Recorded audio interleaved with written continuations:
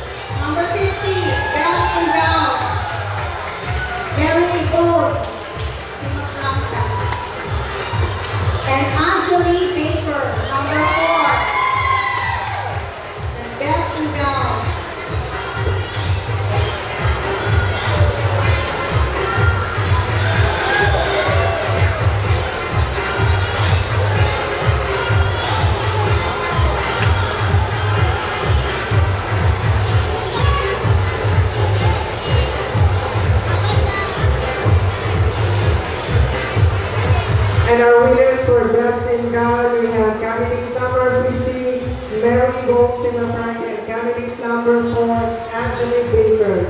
And for our Best Informal Wear, we have candidate number 37, James Aaron Camacho, and candidate number 39, Leo Christian Cuanta.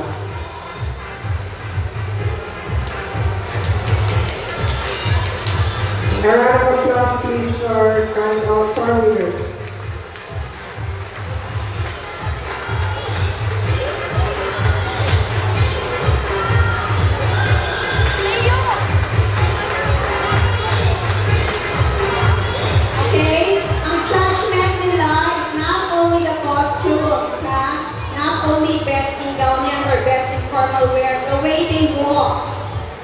The way they walk, the way they project, and the beauty and poise. Yan ang overall judgment natin with regards sa best in gown and best in formal wear.